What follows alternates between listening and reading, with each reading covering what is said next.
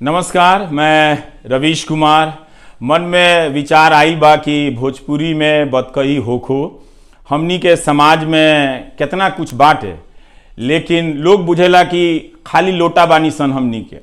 लेकिन इहो देखे के बा कि भोजपुरी बोले वाला समाज के बीच पढ़े लिखे के चीज समान बा कि ना। दुनिया तेजी से बदल रहल बाटे, हमनी के दुनिया बदले वाला हई सन, लेकिन आगे जाके भी पीछे हो जाता निसन। एकर कारण का बा? तो सोचनी है कि भोजपुरी में चैनल होखो जेकरा में काम के बात होखो। रउआ लोगन जानते बानी कि स्कूल कॉलेज के का हाल बा जिला कस्बा में। प्राइवेटवो वाला अंग्रेजी के नाम पर ठग लेता रसन।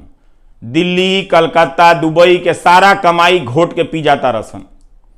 का ऐसन हो सकता कि कुछ ज्ञान की बातें भोजपुरियों में हो जाओ? देश दुनिया के समाचार पर बतकही होखो। भोजपुरी समाज के समझदारी आप बुद्धि के कोनो मुकाबला नहीं है। लिख ली बात, बस तनी नीमन कापी किताब नहीं है। कई जाना बालोग जो किताब लिखे में लागल बालोग लिखत लोग भोजपुरी के बारे में अच्छा काम होता, मगर काम रउआ लोगिन के बीच पहुंचत नहीं है। लागता कि केहू सोहिनी के गीत गाए में लागल बा, तो केहू रोपनी के गीत गाए में लागल बा। अखबार में कुछ छपते नहीं है आजकल, खाली सरकार के सोहर गान होता है। दिन भर पत्रकार लोग सरकार के परिछावन करे में लागल बड़न सन। केहू साच बोलत नहीं है, लबरई बोले में सारा लोग लागल बा। करोड़ों रुपया लागता लबरई बोलवावे में। रउआ लोग इनके लइका लइकी के नीमन बात बतावे के चाही तो खाली बेजाए बात ठेलत रसन। हमनी के मिलजुल के रहे वाला समाज है सन।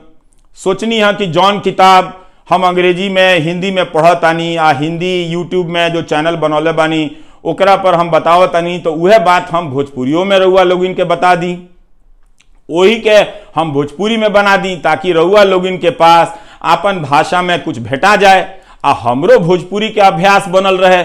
हमरो भोजपुरी तनी और नीमन हो जाए, चोखा हो जाए, चटक हो जाए। तो ऐसे हम एक भोजपुरी में चैनल बनौले बानी। देश में रउआ लोगिन जानते बानी कि मीडिया अब समाप्त हो गईल बा, ओकरा के भुजिया भरता बना दिल बड़ा सन। ई चिंता के बात बा रउआ लोगिन के। रउआ लोगिन के बात अब बंद हो गईल बा, खाली दू जाना के बात होता ही देश में। सोचे के टाइम बा कि इतना बड़का देश में सरकार से सवाल पूछे वाला केहू है नहीं के।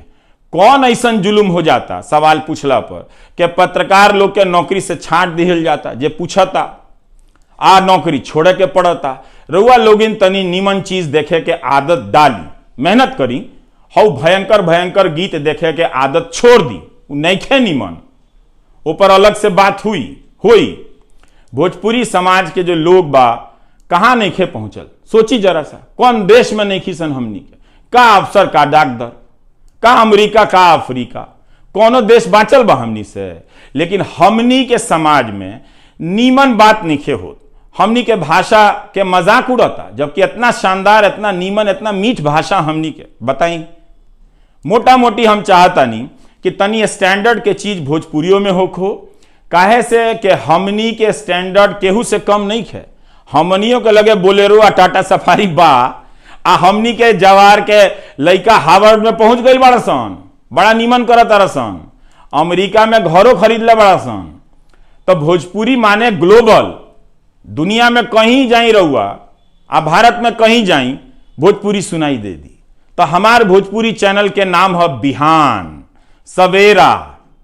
रउआ लोगिन से निवेदन बा कि बिहान चैनल के सब्सक्राइब करी, जन जन तक पहुंचा दी, घंटिया दबा दी, बेल आइकन, ताकि वीडियो आइला पर पता चल जाए कि हमार वीडियो आइल बा।